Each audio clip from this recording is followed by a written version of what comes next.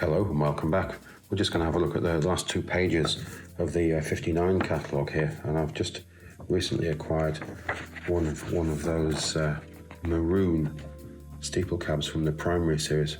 Unfortunately, it has a broken part in the motor, which I'm just about to replace. I'm going to have a running with one of these closed wagons and one of those grey open trucks there. Quite a nice series, the Primary series. I think it ran from 59 through till 62 or 63. I'm not quite sure of the dates there. So we'll pop the old catalogue away. So just close that over. Terrific back cover there. We've got a dealer stamp. Let's have a quick look at that. JC Bond Limited, 26 High Street. Is that Kettering? Anyway, so perhaps somebody knows that. We'll pop that to one side. And here we have the body from the steeple cab from the Primary series, and it does have a pantograph. We'll just have a swift look at that.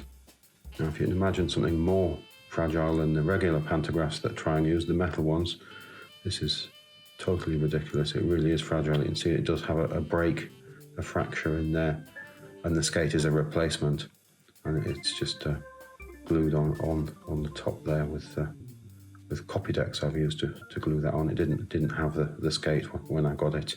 We'll pop that down and just have a quick look over the body. I think it is exactly the same moulding as that used on the green steeple cab from the regular range of models. You can see there the crack in the bodywork I mentioned, and it's been re-glued at some point. If you have a look on the inside, you can see there is a fair bit of plastic missing there. What do we have there? We've got built in England.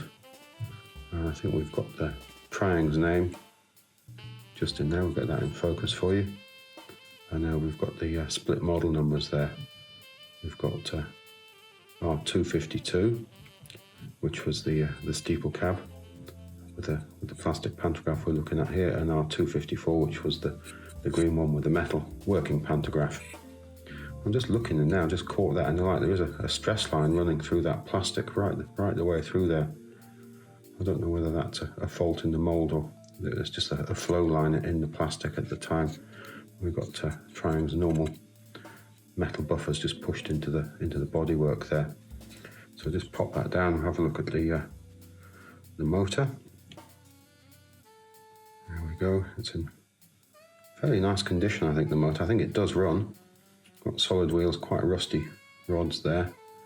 And there we can see, I think they call that the diaphragm, which holds the brushes. And that's just was floating around inside it, so obviously that's not going to run. So I've got a donor motor. I'll just pop that down. Donor motor here. No brushes in this one, so I'll just transplant the brushes and get that together. Give that commutator a bit of a clean there, and we'll see if we can get her running.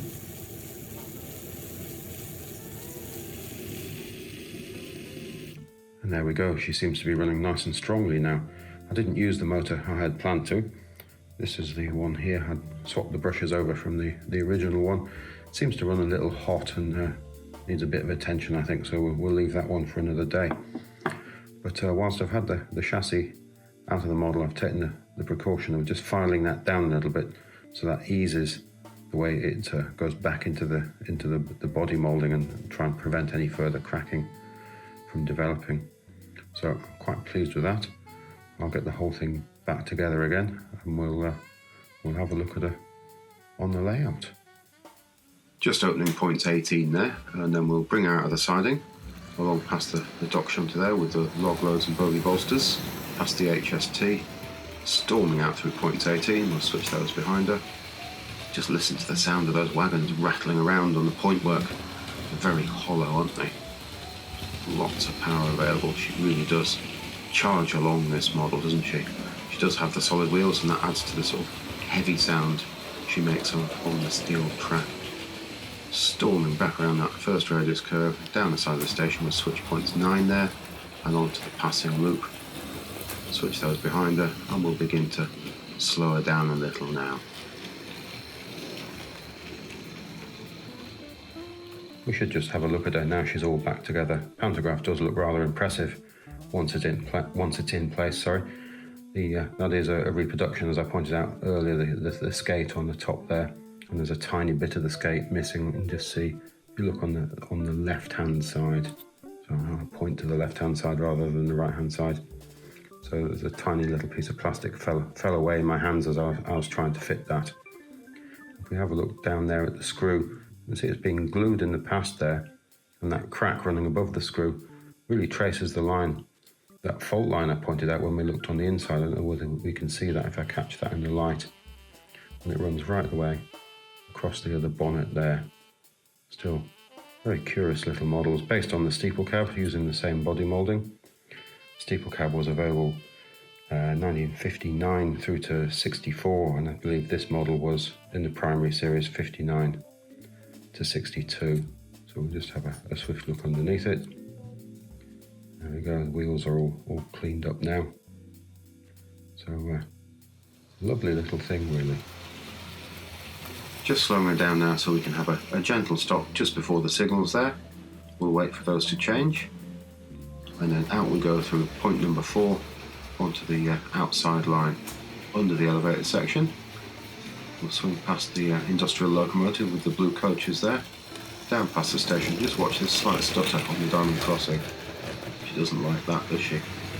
Not many pickups on these little models, so it's amazing they run over these old points and diamond crossings in the first place. Effortless up there. We could really charge up here if we wanted to, but we'd like the model to stay on the rails and away into the distance there, approaching the bridge. We should just have a swift look at the wagons. We've got R.218 Primary closed van. Boxes in fairly tidy condition. You can hear the model rattling around on the inside. I don't know whether that is perhaps a price written on there. It looks like in pencil, doesn't it? So we'll just pop it out of the box and have a look. And I featured these in a video quite some time ago. I'll leave a link to that in the description box below. So we'll just pop out the model here. And I think I said before, they look a little bit on the continental side, don't they, in their design. Quite simple things. So a separately fitted plastic roof. That one looks like it might be just popping off slightly. We'll just give that a squeeze. Great green colour, isn't it? Loads of detail, all that planking and hinges and straps and things. They've really gone to town on that, and that suspension detail. Quite a simple construction, is it? Yet I think probably quite fragile. So we've got sleeved wheels on the single metal axle, open axle boxes there. We've got Triang's name and the catalogue number there, R.218, made in England. We've got the metal D-shaped couplings just screwed in at either end. We'll just pop that one down and we'll have a look at the open truck. Again, the box is fairly tidy. Have a swift look around the box. Hear the model rattling around. It's been sellotape, on the end here. R.217 Primary open truck. Don't think there's a price on the other side. No. So we'll just pop this out. Have a swift look at it. Oops. Quite rattly, isn't it? Again, it's got lovely detail along the sides of that. Planking detail on the deck at the bottom of it there, on the inside. Buffer's just moulded into it. And again, it's got the metal couplings, the same sleeved wheels and open axle boxes. This one's a little more free running than the other one, sorry. And Triang's name, R.217, made in England. Great little things. I really have collected these quite enthusiastically. I've got quite a number of them. You'll be able to see them if you look at the video I mentioned earlier. Just have a look at the two models side by side. So again, both of these available 59 to 62. And there they go, rattling across the suspension bridge there. Now I think that's probably it for this week. Thanks again for watching, it's hugely appreciated. And if you look back again next time, we shall have something else interesting from the range to look at. Goodbye now.